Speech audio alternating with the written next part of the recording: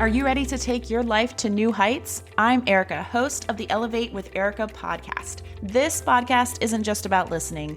I get real with y'all. Stories from my past, things I'm currently going through, good, bad, and all the in between, so that we can take action together and step into our power. From mindset shifts to practical tips, we cover it all. So whether you're struggling with self-doubt, seeking clarity, or simply hungry for inspiration, Elevate with Erica is going to be your go-to resource. So if you're ready to break free from limitations, ignite your passions, and create a life you love, then hit that subscribe button and join my community of dreamers, doers, and difference makers. Together, let's elevate.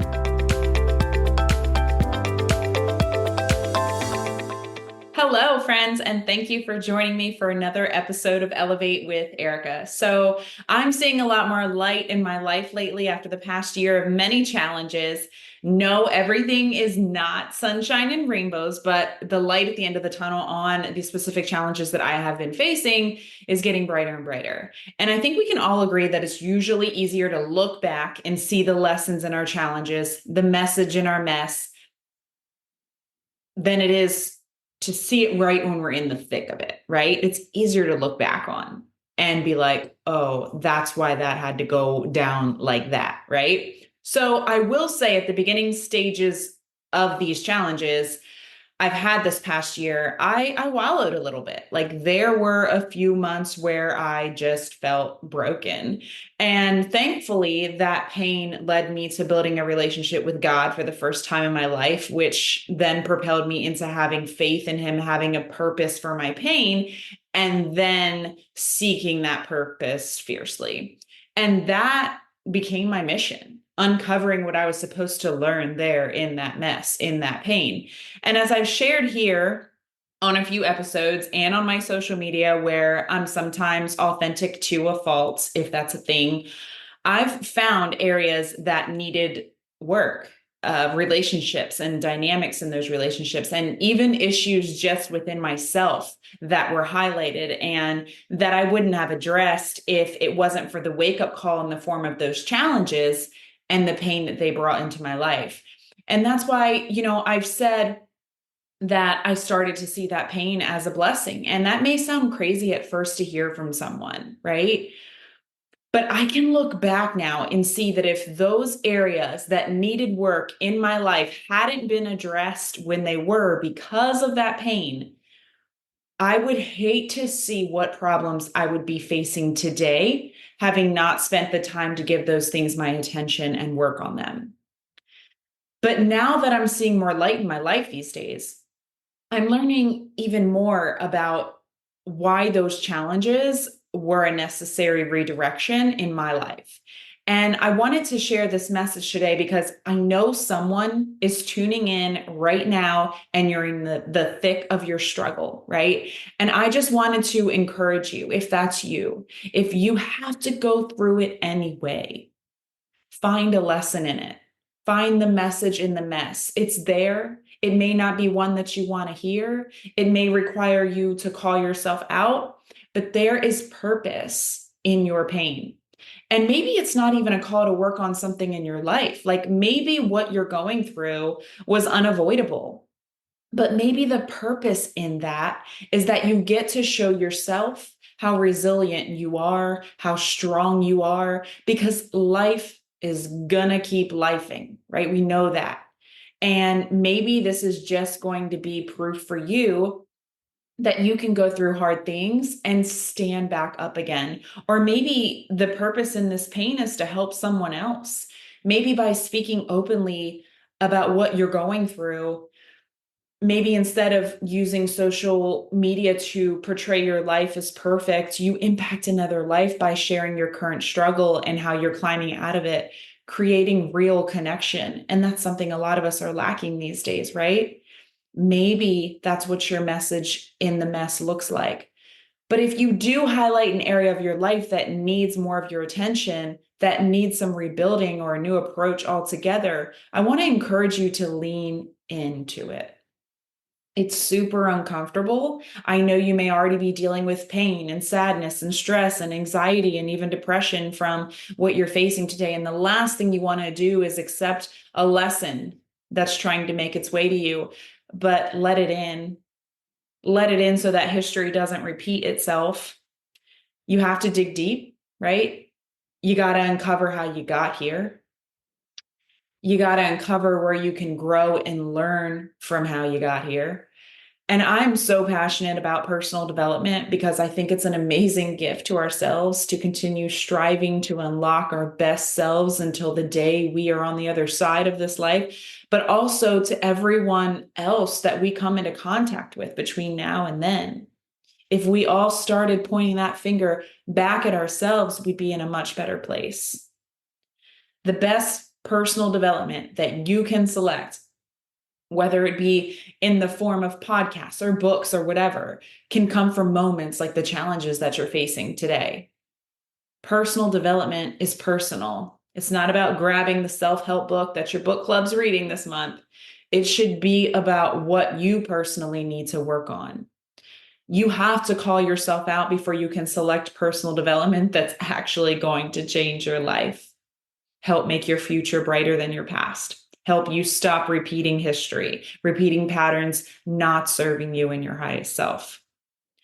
So this past year, I've dove into how to better parent teenagers, how to trust again after you've been betrayed, how to communicate better in a marriage, how to show up authentically and build connections without oversharing, how to uncover beliefs you've built from past experiences that are weighing you down today. I've dove into my childhood. I'm figuring out why I am the way that I am so that I can figure out what beliefs I've formed that aren't healthy for me. And in these things, I've been able to uncover the message in my mess that I've faced this past year. And it's also made me less ashamed of that mess because sharing it as openly as I can and have also washes away my shame because we open up ourselves to connection and we give people space to feel comfortable enough to come in and say, hey, you know what? I'm struggling with something similar. I'm going to openly share with you a few messages that I've uncovered in my mess from the past year in hopes that it gets your wheels turning too within your own circumstances. The foundation of my marriage was not strong enough to withstand the life that I wanted to build for me and my family. Our communication needed work. Our vulnerability with one another needed work. And I'd hate to see where we would be today if I continued to build my business and venture into various things if I did not address that first.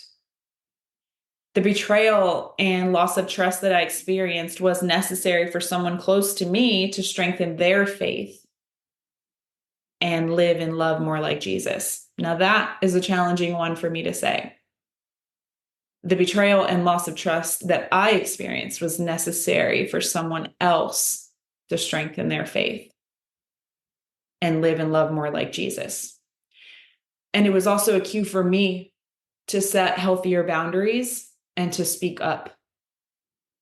And without saying too much here, in order to protect my boys, the challenges that I faced surrounding my boys this past year and am still facing today helped me to see where I needed to stand up for them more.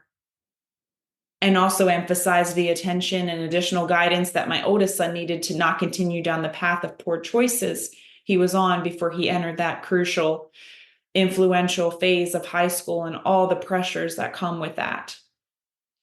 And the pressure that I felt in my finances because other things needed more of my time and attention has taught me how I can improve my relationship with money and spending and scarcity mindset.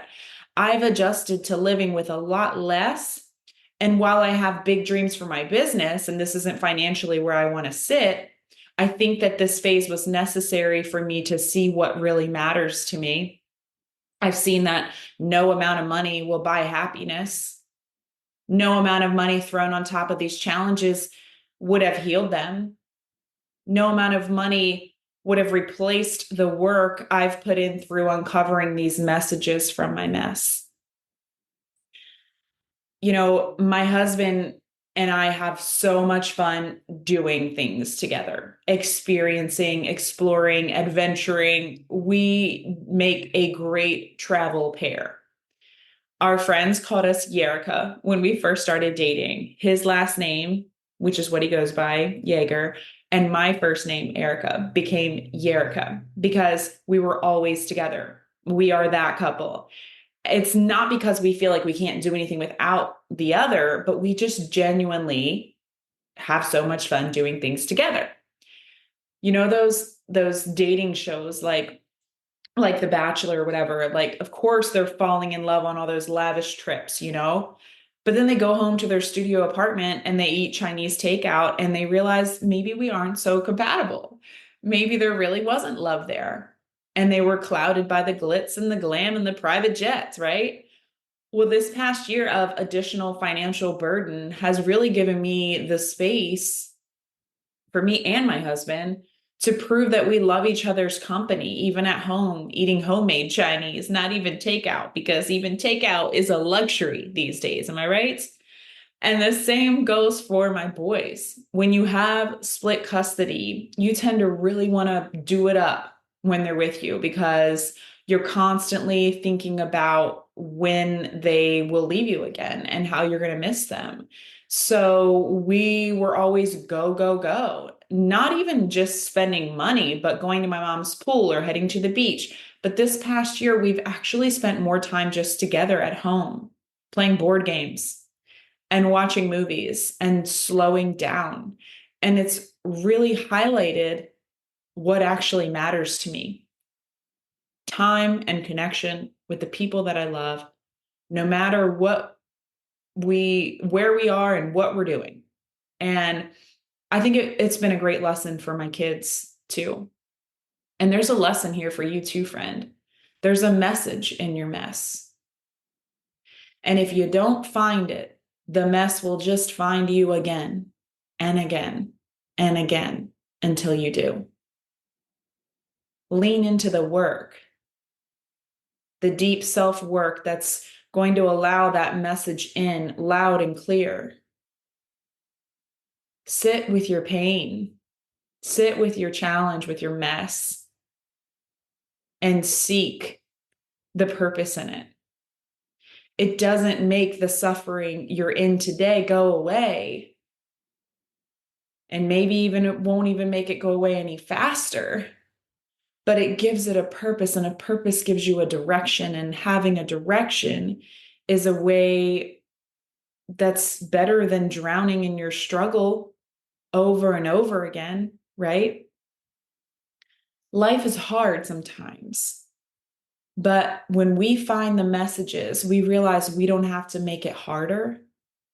We can seek light again until we see light again, because there is light at the end of that tunnel.